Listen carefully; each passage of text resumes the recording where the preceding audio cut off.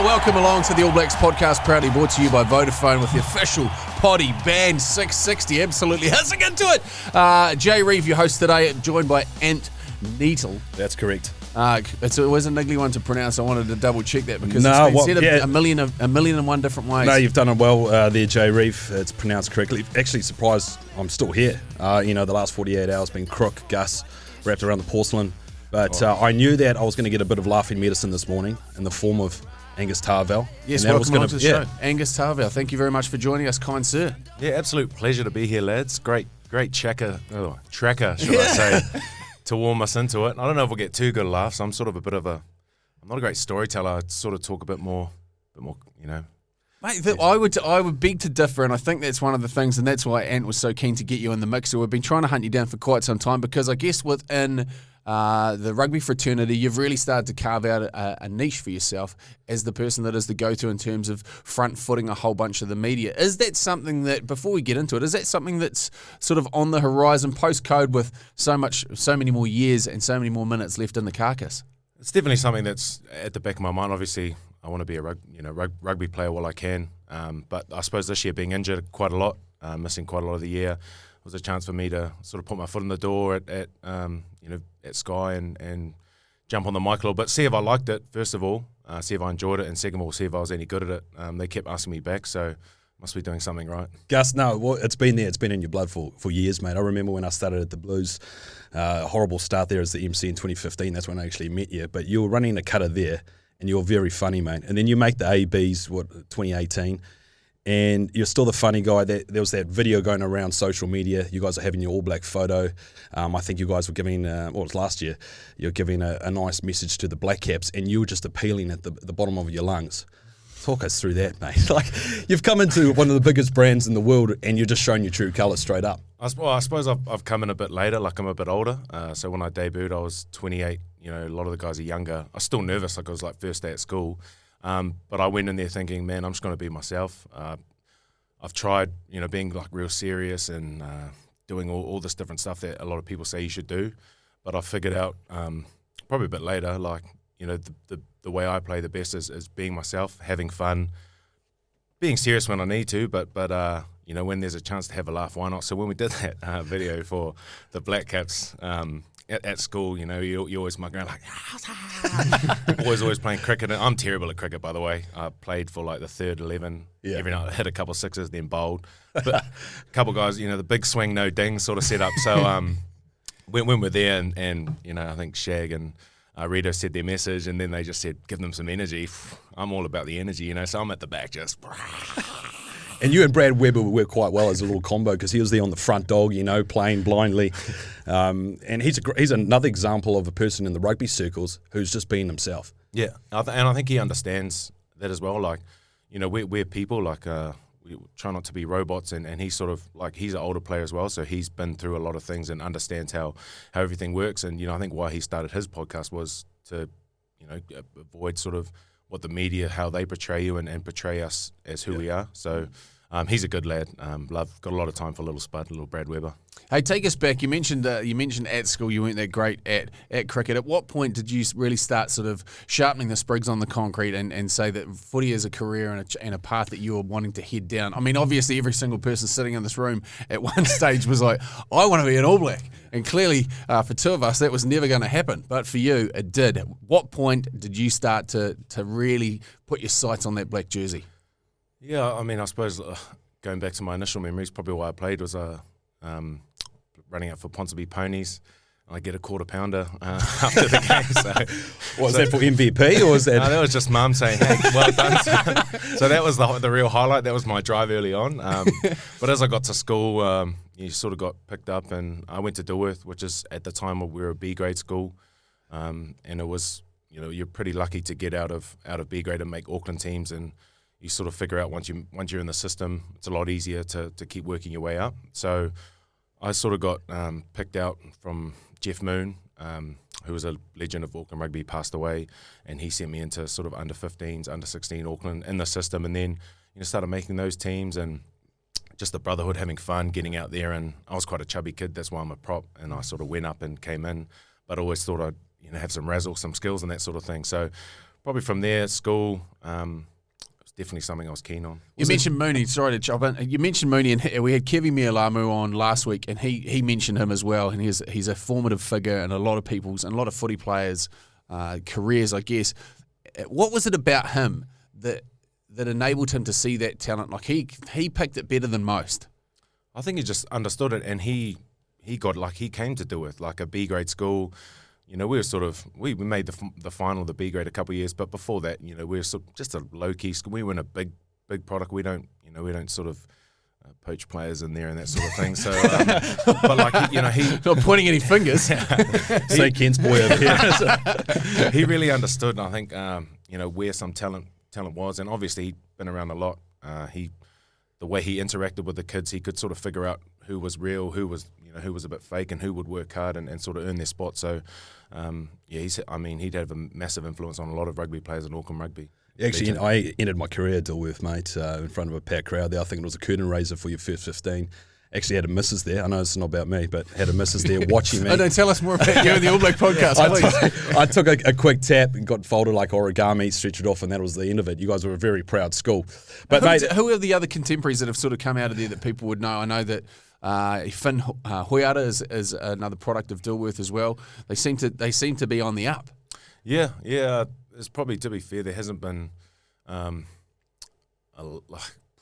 James Arledge. He was a bit before my time. He played for Japan in the Blues.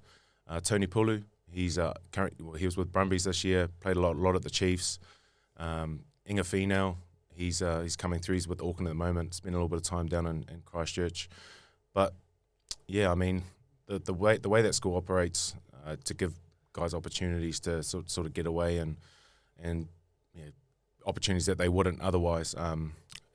Would be pretty awesome. So I'd imagine there would be some more players coming through. They're in A grade, for a school of 300. Yeah. They're punching well above their weight, and they haven't looked like they're going to be relegated. So I'm sure we'll see some more Dilworthians come through. Yeah, you get into that fold and into that Auckland. I mean, obviously, there's a large number of players, and there's a large number of front rows. There is a large number of big bodies that this region produces.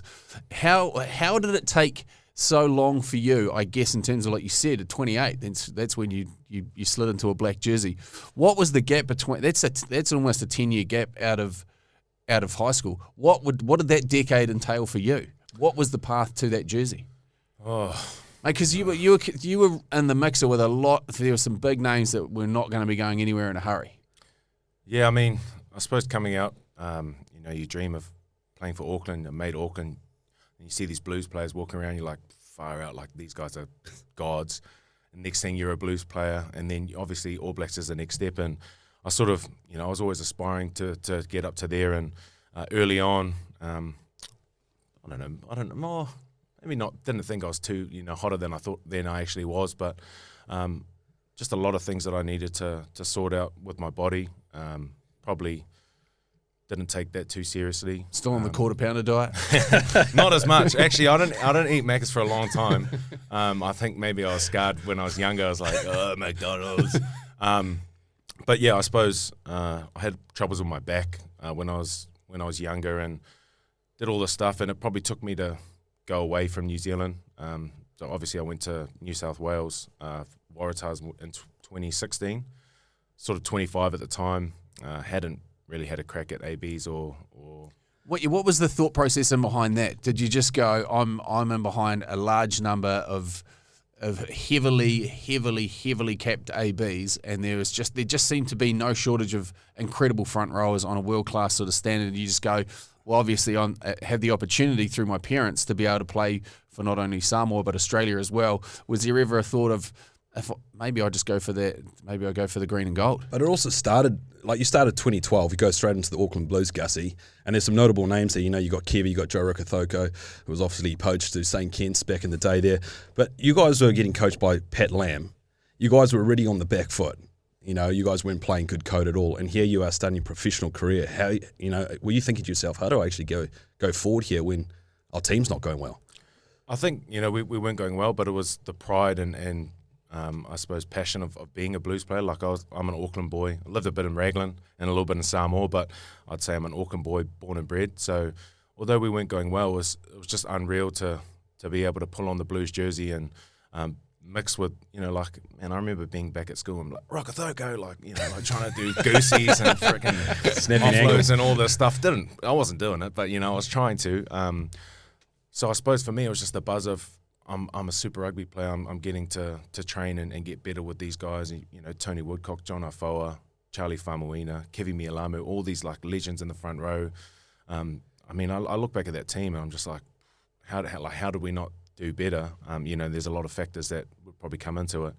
But I suppose leading back to your question, Jay, is like after I think 5 years, I was wider squad in 2011. 2015 was my last year at Blues, and it sort of just felt like I was just, I wasn't going up, I wasn't sort of going down, I was just sort of stagnating. Had moved down to Taranaki, which was one of the best moves of my life, and that sort of helped me jump. But at the next levels, I wasn't really going anywhere. And my mum's from Australia, born in Geelong, sort of raised in Melbourne, so I've got aunties and family in Melbourne, and my dad's from Samoa, so they moved over in the, I was going to say 50s, but I think they were born in the 50s. You might be going, what? 50s. Yeah, my bad. But yeah, they moved over in their 20s, I should say, and when they were in their 20s to Wellington, had me and my brother. So I don't know if this sounds bad, but I had the succession plans. I was like, all right, I want to be an All Black. That's my goal. That's my dream. Get to 25, I'm thinking, all right, maybe this isn't going to work out. Like, am I going to stick around and have this regret? I've had a good crack, had four good years playing, some good rugby.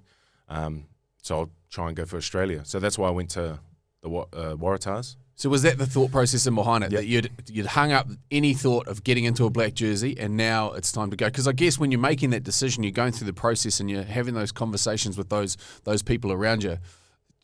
How tough is that, and where does that leave you upstairs? Yeah, not easy. And I talk to my family, were they're big influences, and try and talk to them about those decisions. My wife, she was my partner at the time, but just talking to them and sort of understanding. And I sort of thought, like I said, I could stick around here and just try and have a real good crack, or do I go over to this, a possible opportunity in Australia? I feel like I've had four good years here and nothing's sort of come about it.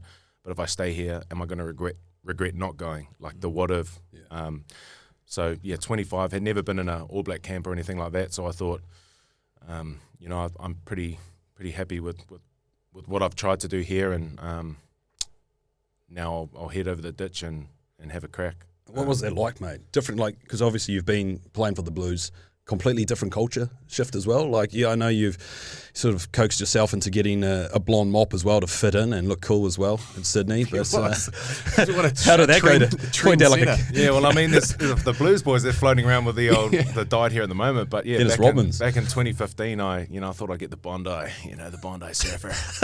I actually contemplated. You got a surfer's rig. Oh, terrible, sloppy, and terrible surfer as well. Scared of the open water. I'll put that out there. Lived in Raglan, never surfed. Loved the water, but not the deep stuff. But yeah, like I dyed my hair, contemplated cutting it, but I was like, I'll embrace it when I went over there. And I lived in sort of Coogee, Randwick area. Lifestyle was awesome. But yeah, the rugby was a bit different. And it almost, in a funny way, reminded me of the Blues, because we had such a great team, but we just underperformed. I didn't make my first playoffs of Super Rugby until my first year at the Chiefs.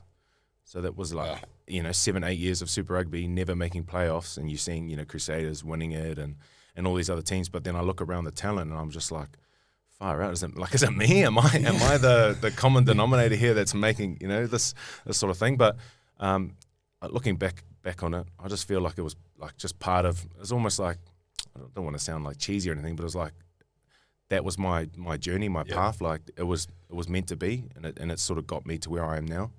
What are those disparities between the New Zealand code and the sort of the style of code that we play? Because obviously now with the transfer of players and the transfer of coaches and the transfer of knowledge, that you'd kind of hope, because they're under the pump as a union, that there could be a closing of the gap.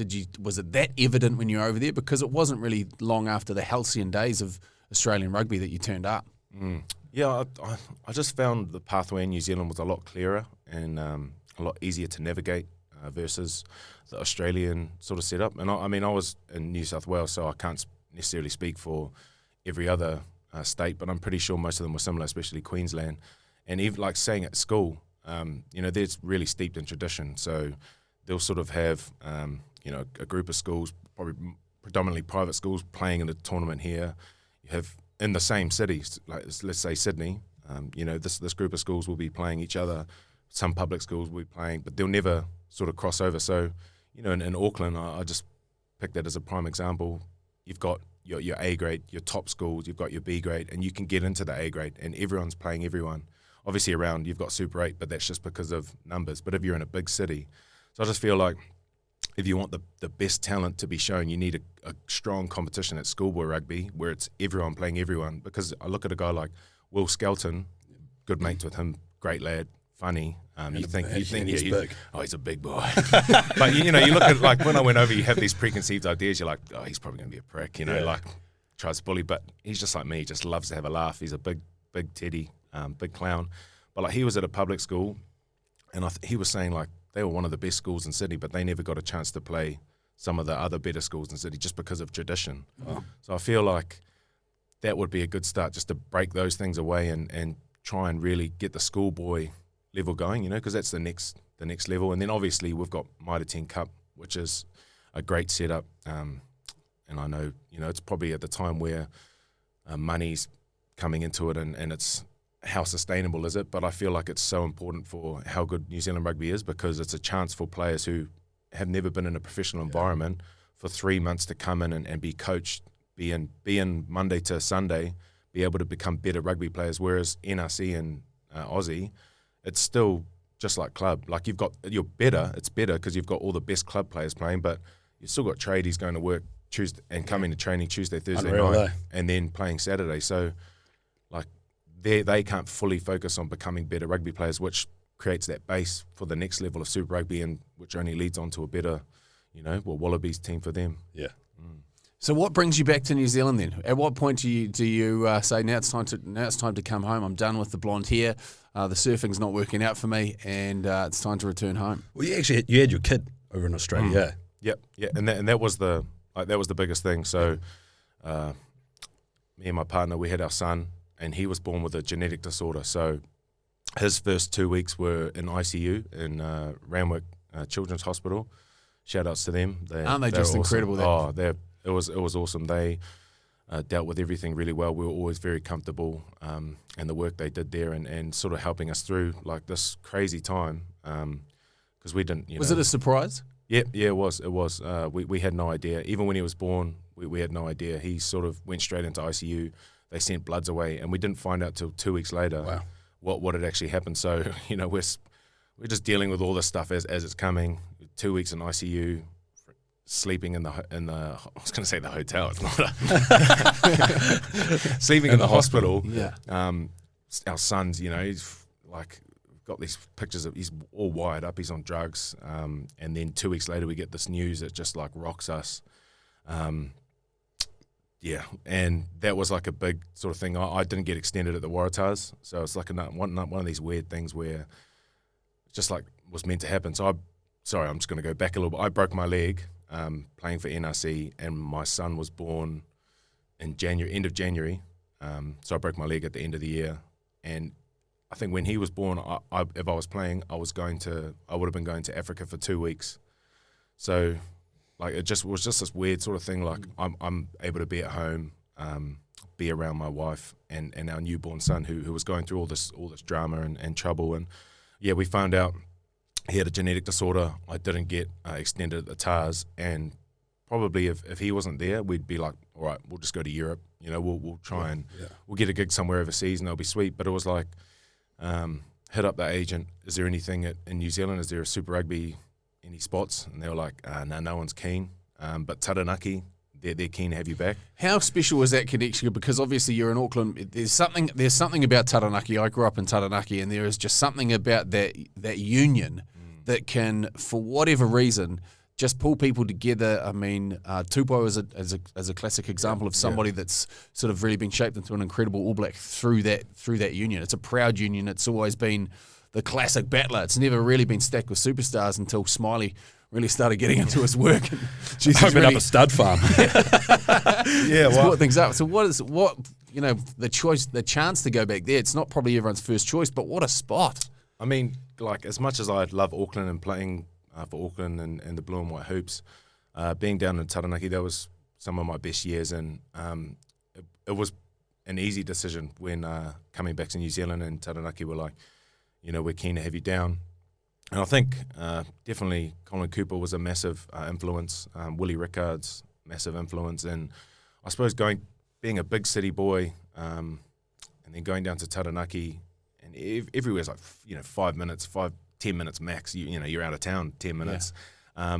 Connections were really strong. The boys would you could catch up easily. Man, the mountain, the Maunga. Yeah. Like, honestly, like our training ground, you'd see it, and I don't know, I was like a buzzy dude, but I'd honestly look at the mountain and be like, it would get me like, we walked up to the ski field, and I just remember standing under the mountain. I'm like, far out, like, this is like powerful stuff. And you got the beach, there's all these awesome things down there that you can just get away from rugby. But then when you come back and connect, the lads just, probably like you said, like a lot of guys who aren't superstars, but they're just grown up like grafting and grinding and working hard together. And I think you really earn respect with each other. So coming back to that was, that was a pretty easy decision. Gus, talk us through that transition from having no contract. You're 25 years old, I think you are. You have your kid, who's a bit crook, and that uncertainty of not having a playing career, and someone gives you that lifeline in Colin Cooper. How important is it to have a network of great family and friends in that time? Because as a rugby player, when you take it for granted that it's your bread and butter, having a rugby contract, but it's also scary times not knowing that you've got a sick son, you've got a wife who's looking after the son, and you also don't have an income. How hard was that? Yeah, I suppose like that was really opened my eyes, because, prior to that, you'd sign a contract for a couple of years. Sweet. No dramas play. That 2 years would come up, sign another contract. You get to the stage where it's like, frick, I actually don't have, I don't have any security. I don't have a contract for the next 2 years. And I suppose coming back to New Zealand, I was like, all right, we'll get back around our family. And that, that was a big motivation to come back, because obviously with our son and being back around family. And then Taranaki had that lifeline, and in my head I was like, I'm definitely not done with rugby, because I know I've still got a lot to give. I know the player I can be, and how good I can be. It was just a matter of coming home, being around family, making sure our son was safe, doing everything we could for him, to make sure he was comfortable, and then just trying to play some good Mitre 10 Cup rugby and earn a spot, with a Super Rugby team. It sort of worked out in a different sort of way, because I felt like I was one of the best tight heads in that Mitre 10 Cup that season. We had a pretty good year. Taranaki, I think we took the shield off Canterbury. I think, just a side tangent. I remember, I think we were down. Please shine light on it. Well, no, and the night. We were down 31-7. I think I was captaining because Charlie Ngatai was out, and you're sort of under the sticks. You're like, what do I say to the boys here? But and I'm just say, please don't hit someone home. and I remember the boys back at home at Crowded House. I think they had, like, a lot of them had left and gone home, and everyone at the pubs had gone home, and then they turned the TV on at home. What the heck's going on? And we ended up winning it and taking it back. That tangent just lost me where I was going. I think you're talking about the 3-day celebrations. Yeah. maybe that's what lost my mind. I'm actually. No, I guess it would be the focus on that would be the fact that I knew I shouldn't have gone on that side tangent. The lifeline that you were thrown by Taranaki. Oh yeah. So I suppose just to get back there, and now I know where I'm going. Seeing how that year I sort of felt like I deserved a Super Rugby contract. It didn't work out.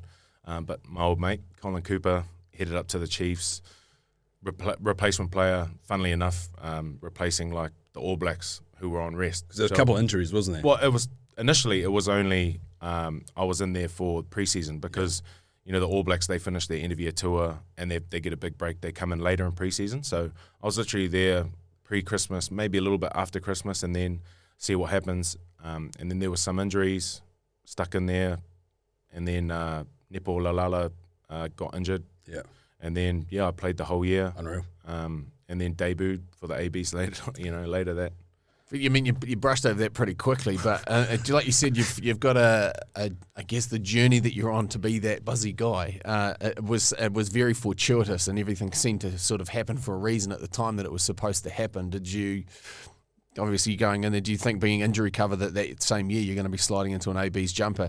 And when did it happen out of the blue? What was the call? How did you get made aware of the fact that you were going to be brought into the fold? I did that Super Rugby season. I think Chiefs, we had one of the best scrums in the comp. Obviously, me and my other mate, Carl Tuinukuafe. At one point, all 4 props were replacement players, covering injuries. So I felt like I had a really good year. Sort of was playing almost 80 minutes every week, probably the best footy I've ever played in my life, and sort of thought, maybe, I might get a little call up or something. And at the end of the Super Rugby season, that didn't happen, and I was like, I'm actually content. I'm happy. Like I've given everything I can. Now I was captaining Taranaki. Now's a chance for me to go down there and just really have fun and brace Mitre 10 Cup and play some more good footy. Like totally, wasn't thinking about ABs at all. Was just really happy to be down there and be able to lead a group of men that I love playing with. And then, so 2 games in, we had counties. I was getting ready, was having a shower. My old mate, Marty McKenzie, was coming to pick me up, take me to the airport, and I get out of the shower and I sort of had this missed call on the phone. I'm like, what the heck? Well, what's going on here? Who phones me? I was like, wait, it's not Swanee, it's not Marty, is it? And then I get a message and it's like, hey, it's Darren Shan, the All Blacks manager. Call me back when you can. And I'm thinking, is this a stitch up? And it had like the who would be the one stitching you up in that instance, you reckon? Oh, There's no shortage of numbers. I don't know. Jimmy Maher's pretty good. He stitched me up. I was trying to buy a house one time and I lost the auction, and then he called me back and said, yeah, mate, you've actually got the house. And I'm sitting there thinking, and I look up and Jimmy's up in the, just cracking up. So yeah, like Jimmy would be one of them. But then I thought, it's a plus, +4 or whatever is the crush is. I was like, the boys aren't smart enough to, they're not going to go that deep to try and get me. So I was like, I'll just give him a call, and then I'm just in the house by myself because my wife and little boy are up in Auckland with the family, and call up. He's like, yeah, good day, mate. It's it's Shandy here from the All Blacks, about to make you a very happy man. And I was just like, honestly, like I get a goosebump just thinking about it. And he's like, yeah, you've been called into the All Blacks, and like, what's going through the body? What's the emotion? Who's the first person that gets the call? What do you say? I honestly, I feel like crying right now. Like these were the emotions. It was just like everything we've been talking about, like this journey and everything I've been through, like leaving New Zealand, having my son, coming back to New Zealand, all these what ifs, do I have a contract to this point where it's like, this is what you always wanted. And then my wife was the first one. She got the first call. I was crying. I couldn't talk. Yeah. And she was like, what's going on? And I was like trying to tell her. She's like, is it bad news? Like thinking I'm trying to break up with her or something. I'm like, no, it's good news. And then I made the All Blacks. And then we were just like, I don't know how long, like crying. I was trying to get the tears out of my eyes. And the next person I called was my mum. And I called her up. I was like, oh, Mum, I got some good news. Like, I've been called up to the ABs. And she's like, oh, shut up. Hey, stop joking. And then I was literally like, Mum, can you just like celebrate with me? Like I'm trying to like have this joyful moment. And then she's like thinking I'm just taking the piss. And then I called my brother, and I've never heard the sound come out of his mouth in my life. It was I don't even think I can like redo it. It was like a or like it was like it was like I almost wanted to laugh, but I was so emotional as well. So I was like, just what it meant for like our family, like they all understood what I'd been through, what I'd gone through, and then to get to this point where now I'm like fulfilling my dreams and or through them as well, because if it wasn't for them, I wouldn't be where I was, or I wouldn't have gotten there. And I think I had still had to play counties, and he said go out and play like an All Blacks. It was my last game for Taranaki, and then from there went down into camp. And the rest is history, as they say. In a weird way, Gus, is it a sense of relief that you go to bed every night and this is all you're dreaming about? You know, like a lot of these footy players, like their whole life, and you go up and down, getting disappointment after disappointment, and then you get the shot, and it's just like a weight off your shoulders. You're like, well, I'm actually getting my opportunity here. Yeah, I mean, for me, it was always like, I suppose, a sense of relief and I suppose achievement and being in this place where, you know, your whole career, that's where you've aspired to be. You know, you've battled with other people. There's been competition for people to get in there, and there's only, you know, 31, 35 spots or whatever it is, and there's only about 5 or 6 props that get to be in there. And I think, like, after I made my debut, it was just crazy to Talk us through that debut. Yeah, well, it was in It's more emotion. Oh, heavily. It was in Argentina, so it was sort of during the rugby championship I was called into, and you know, I was usually as the 5th prop. You don't get up to much. You sort of you do the extras, and the boys would do all the reps and the lineouts, and we get to Argentina, and I was sort of thinking like, oh, I wonder, maybe I'll get a crack. Like the boys had won all the games, maybe I'll get a chance. And I'm sort of standing there in the lineout session, and Mike Cryan goes, yeah, Gus, get into a couple reps. First time I've ever been told to start doing some lineouts. I'm thinking, oh, hello, like, am I maybe in for a shot? And then the team gets named on Tuesday in the changing room before training, and sure enough, number 18, Angus Ta'avao, and just, you know, just this well of emotion. Just here's, you know, I'm going to get an opportunity to run out for my country, represent my family, and everything I've been through. And then the crazy rush after that was trying to see, you know, who was going to, because we're in Argentina. Yeah.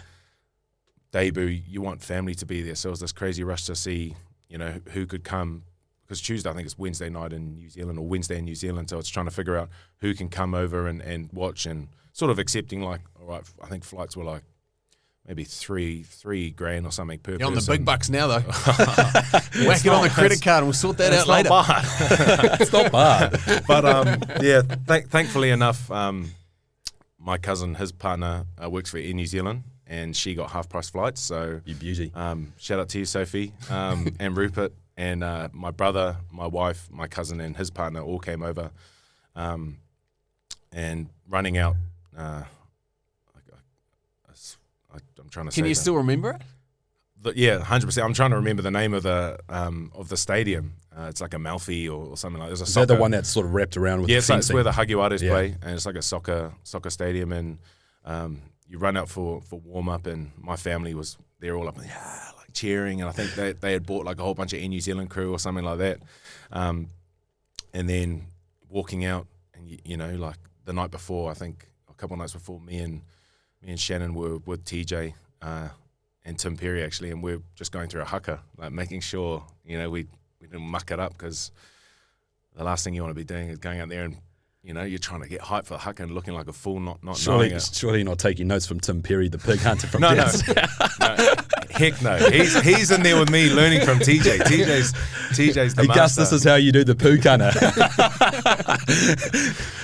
The pookie pigs. More like How much pressure is on the shoulders to get that? Because I mean, it's one of those things you do as a kid, and you've been doing, you know, and you've done it in front of the television. You pretty much your whole life. Yeah. But no one ever gets to. Well, there's a very small percentage of the population that gets to do it on the big stage, and for it to actually count. Can you disconnect and be a part of it, or are you so conscious of the fact that you don't want to muck it up that you almost lose the moment? For me, when I got in there, like once it was on, man, it was on. Like TJ. Like one of the most, like honestly, when he's calling and he's right in your ear, like your blood's boiling, like you're just pumped, like ready to go. And then once it starts, I think it just takes over. You just go and do it. I think I've done punga a couple of times and maybe mucked the old one up, but kamatea, like, you know, you've grown up doing that. And I suppose just the feeling and building into it, you're in this all black jersey. You've been presented this all black jersey. It's got your name. It's got your test, your number on it, and you're around this other bunch of men that are all in it in the same purpose, and you're representing New Zealand. And then you line up, and beforehand you do the anthem. And I was standing next to Big Carl, and honestly, while I'm singing, I'm looking up and I'm thinking like, man, I'm like crying, but I just want to crack up, because I'm like, I'm actually here with the All Blacks about to debut for my country. And honestly, I was singing and I was laughing. Like, you can ask Carl on that. And I was like, there was almost tears coming out, but I just wanted to crack up. Just grateful for where I was and where I'd come from. And then, I think I got about 30 minutes against Argentina. Felt like I played pretty well. Scrums went all right. And then to have my family there after. Oh, mate. Brilliant. Yeah, it was pretty special. How did you celebrate that, with a KG steak and a cask of wine, or was it? Yeah, a few ribs. They don't mind. There's their meat over there, eh? So we went back to the team room. The guitars were out. There was a bit of red wine flowing, a bit of Malbec. There probably would have been Steinlagers, but it's a fair bit away. How do you stay level-headed, when you're playing your first test? You don't want to be too over-aroused for the occasion and start making mistakes and whatnot. Like, you guys are professional athletes. What kind of processes do you have to go through to make sure that you play well? Like, I think that the thing that I really love about the All Black environment is, like, everything's set up there for you to be the best possible version of yourself and the best rugby player you can be. So through the week, if you nail your clarity, if you're really clear on what your role is, and the beauty of it is, like, you only need to worry about your role because you've got the best players in the world in each of their positions nailing their own role. So you don't need to worry about, is he going to do his thing? Do I need to cover for him? It's literally, what am I doing? What's my role? And I need to be clear so that come Saturday, I can just go out and I don't need to think about it. I just do it. So the environment is awesome. The coaches are all there to help you. We have, there's clarity sessions. There's sessions to make sure you're over things. There's computers in the team room, but it's also a balanced environment. So it's, they're well aware that if you just thrash yourself with rugby, you're going to be burnt out come Saturday. So it's times to get away from footy and just relax and get your mind off it. And then when you're back into work, you're working hard and you're really clear. So I suppose the beauty of it is you've got the best players who have been through a lot of things. You've got, the best coaches and management who are there to help you to prepare. And, like I said, the environment is just set up for you to succeed. If you sort of go in there and take it for granted and don't take all that opportunities, then, you'd be a bit of a fool because it's not easy, but it's like it's set up to help you. Yeah. Do you appreciate it more being an older player, do you think? Because obviously it's someone like Ta'avao who's going in there as a 19 or 20-year-old. You're 8 years down the track. You've got a whole lot more life experience under your belt. You've got a lot more, I guess, it's not just what car am I going to buy with all this cash that I've got and how much fun is it going to be traveling around the world. It's like, this is a serious job and I need to, make the most of this. Do you think that you appreciate it more being a slightly older bloke going into that fold? Yeah, 100%. Like, I definitely think, although to be fair, you probably look back and be like, man, it would be good if I had this one, So for guys like Ta'avao and those young guys going through, like, for them to get in that environment and maybe pick up some things that are really going to elevate their game and take them to the next level will be awesome for them. And I'm sure we'll see that, if they get a chance in these upcoming games and for the years to come. I almost think after watching him get named and how much, in the exact same sort of situation that you talked us through before, the emotion that goes through it, as soon as he got named as a part of that All Blacks team, when he went back and played for Taranaki, he was on another level again. Like, does that just, as soon as you have that belief in yourself and because somebody else has that belief in you, does it just make you feel a little bit bulletproof? Because after that debut, you went on to play some incredible games, and that self-belief coming from somebody else believing that you're good enough to be an All Black, does it elevate your game? Yep, and talking about Ta'avao, he's been playing awesome down in Taranaki, and I think he's really just owned that. He's one of the first guys I played with that's born in the year 2000. Yeah. So, like when I start seeing that, I'm like, I'm born in 1990, and these young kids are starting calling me old. I'm like, frick. So, to see him like really own that and take that, like with the Chiefs, he was sort of put in there quite early, quite young, and probably had some good learnings from that. But it's just shown that the confidence that he has in himself and from being named in that team, I reckon has just given him another arm and a leg, and the way he's playing and his future, man, it's pretty bright. But I suppose to be named that thing, that's you're in a bunch of 30, 40 of the best players in New Zealand. Someone sees something in you that you can really give back, and then that just sort of just reaffirms and backs up what you've been doing, the work you've been doing, and the belief you have in yourself. You're on an absolute hot streak coming into Japan 2019 Rugby World Cup. Confidence pretty high within the group. Confidence incredibly high within the country, and probably globally, everyone's sort of backing the boys to be taking this out. Early stages of the Cup, looking fantastic, playing some good code. How was the feeling within the team, and how are you feeling personally? I mean, yeah, to be there, to be named, man, it was a special feeling. Again, I was with my family. I think we cracked out the old duts. No.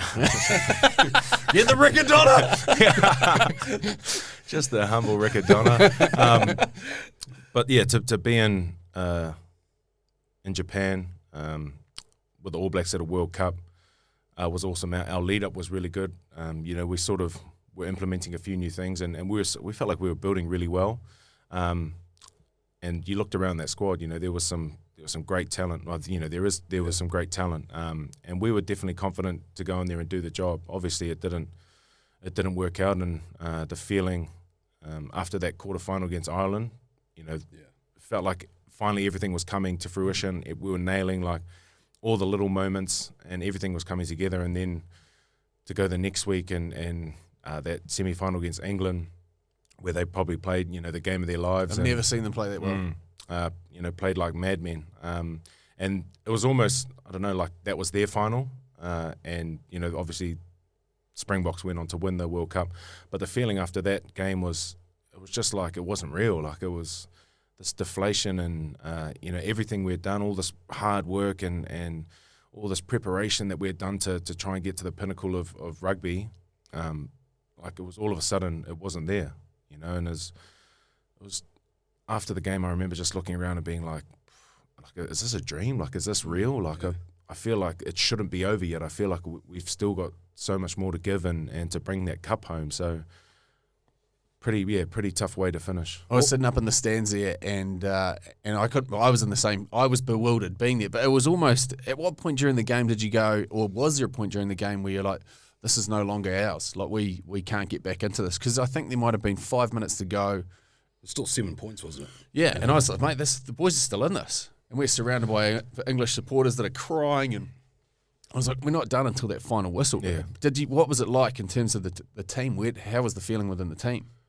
I definitely reckon like we hadn't, like it wasn't like like we've lost this. It was just like every little urge that every little forward step we take, England were there, and we'd make a break and boom, they get a turnover, and it was just like one of those days where it's like you felt like you throw everything at the wall, and it just nothing would happen. And it like literally it wasn't until the final whistle. I was like, wait, is it actually over? Because it still felt like like we can win this, like, and that's why after the game it was just this empty, like deflated feeling that. Like it almost wasn't real. And how do you get back up? Because obviously the job's not done. You've still got another game to go. What's being said in the sheds and what's the mind space? That was an impressive part, Jay, because the bronze final, you guys had all your family around you, and you guys actually had sent out the message that it's actually more than a game. It is about your family and about getting around each other and just enjoying the moment. You guys went up to a next level just for that bronze final.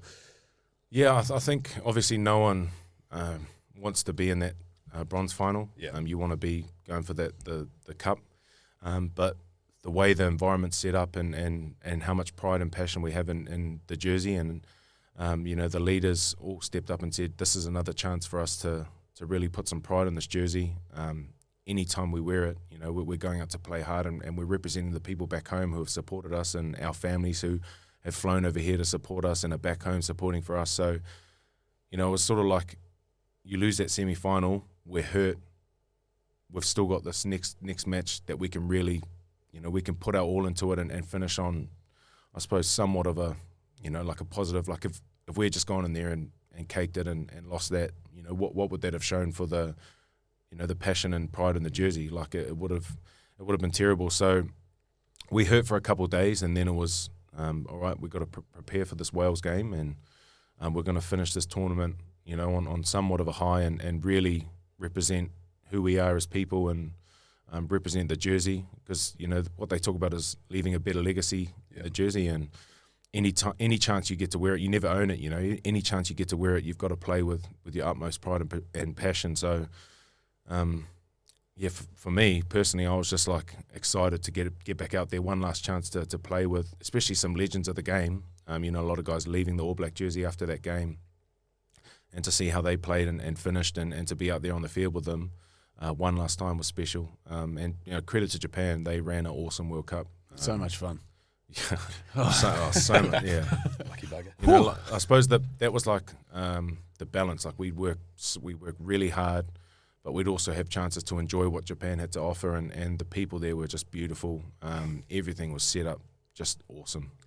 What's the diet like? What's the diet plans? Is a bit left field, but you know, you're going over there. You want to enjoy yourself, but are the nutritionists, you know, whipping you guys into shape over there as well, especially with a prop. Like, what did your skinnies have to be?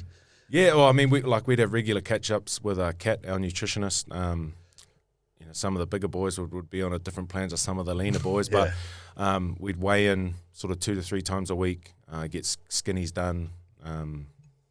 For those that don't know, skinnies are sort of like you get pinched around all your little areas, and the higher the number, the worse is. So a guy like Sonny, I think he might be Negatives. He's like 30 something, which is ridiculous. He's like 100 and whatever, 12 kgs, 30 skinnies. Like, he's a specimen. You know, some of the bigger boys, 110, 120 skinnies. Which is like on the higher scale. So I'm 240, just to give you an indication. It can't be. That's impossible. That's impossible. You just made that up. I almost sneeze away from a heart attack. But the nutrition, like the food at the hotels, were all like, Kat would make sure she, go over the menus and make sure the food was really good. We could still go out and enjoy a ramen or a little katsu curry sort of setup, but I mean, it's all in balance, and I suppose the beauty of it is the players understand what they're there for. We're going to enjoy Japan, we're going to enjoy the culture and everything, but we're also here to try and win a World Cup. So the discipline from all the players is pretty good. Yeah. The Rugby World Cup wraps up, obviously not the way that the boys had intended on it going. You return home. Was there ever thought of, okay, cool, the year after a Rugby World Cup is always an interesting one in professional code, because there is a lot of movement. There is a lot of people, like you said, that left the jersey behind and have gone overseas. Was there a contemplation for you at this point? Maybe it's time for me to look overseas, and then on top of that, COVID hits in March after somebody deciding to eat a bat, and all of a sudden the whole entire world is turned into turmoil.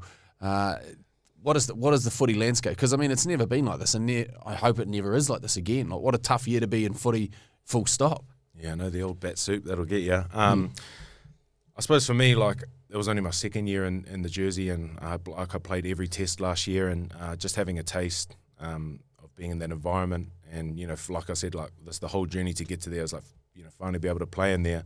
I didn't really feel like it was time for me to go just yet. I was enjoying my rugby at the Chiefs and my time with the ABs, and still felt like I had a lot of rugby. Well, still feel like I've got a lot of rugby to give. So I sort of thought, I'll give it a few more years and just sort of go as we go. Re-sign with the Chiefs. So obviously head back down there. I tear my quad, very rare injury, the week of the first game against the Blues, and then I'm out, and then you start hearing whispers of, this COVID-19, this coronavirus, and not taking it too seriously. We've heard of like SARS and all these things in the past, and, we'll be right. And then next thing you know, it starts creeping closer to New Zealand. New Zealand gets a case, then rugby gets shut down, and it's sort of just like, wait, what the hell is just like, what's just happened? And I suppose not knowing, like what the competition's going to look like, what this virus is going to look like, people are dying. For me, it's sort of put into perspective, like how lucky and grateful for we are for the position we're in, because, people around the world they're getting locked down. There's these massive, graves being, and it sort of puts things into perspective where, although we love to play rugby, it's like, man, life is more important than a game. But I suppose where it got to and coming back to level one, and I worked at the first Blues versus Hurricanes game at Eden Park with 43,000, and to see the life that it had sort of put back into rugby and how keen people were to get back out and support was awesome. And I think like that time away from rugby sort of made people appreciate rugby a bit more. Well, because there is a heavy saturation, and it's almost I guess there's so much code going on that it almost fatigues you. Like it must be incredibly tough as a player, because it's almost tough as a supporter because there's just that much code on. But to go back to lockdown, did it give you a chance to possibly, because I suppose as soon as you became the family man, you just got cast into a whole new level of code, and you probably didn't get the amount of time that you would have liked to have spent with the missus and the wee man. You appreciate that time. I saw that you picked up a couple of new skill sets over there as well. Yeah, 100%. Like that World Cup was 8 or 9 weeks away from home.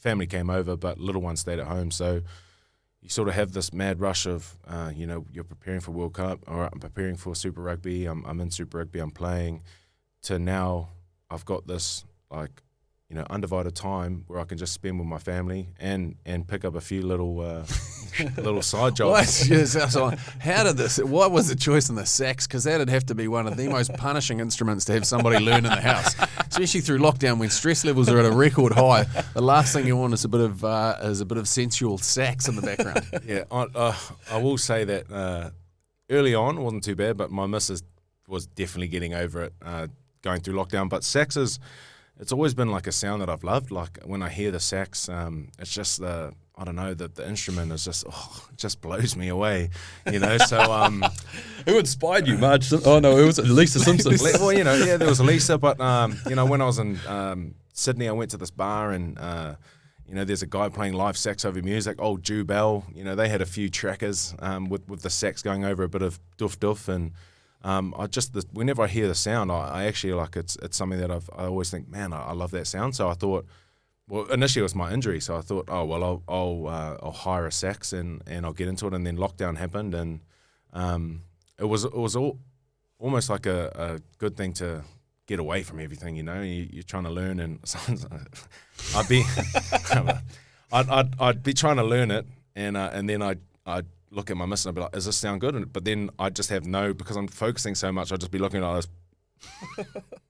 And she'd just be looking at me like, what? Go to the other room, like, go to the garage. And it wouldn't sound the greatest, but it was, I thought, why not just pick up something and try something? And I never got any complaints from the neighbours, so maybe they always listened in and said, oh, not bad.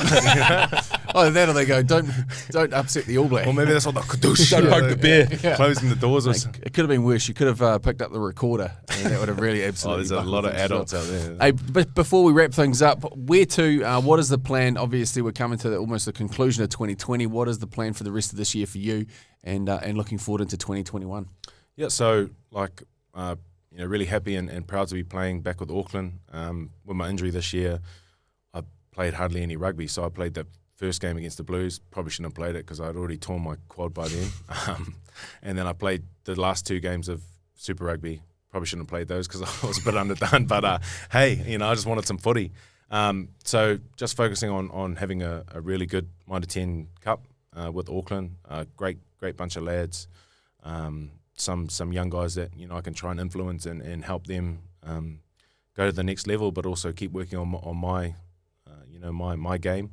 And then enjoy some family time, and I'm back with the Chiefs next year. So whatever Super Rugby looks like next year, I'll just rip into it and I suppose let things take care of themselves, but make sure I'm nailing what I can nail, control what I can control. It's fantastic. We've thoroughly enjoyed catching up with you. It's always a pleasure to have the Kenny G of the front row of a scrum on the potty, and much love to the whānau, and good luck for the rest of this season and for 2021. I look forward to catching up with you soon. Maybe with you sitting on this side of the microphone, maybe running things. You've got a skill for it, so maybe it's time to bring you into the fold. Yeah, there's some good lighting. Good lighting. There's a lot of space to light up. It's they might need to get another light there and there. Just it's a big head. Solar system sort of going on. This is a solar system. We've got Mars, the red planet over here. What am I? I must be Jupiter. Am I? What's the biggest one? Cheers, Gusty.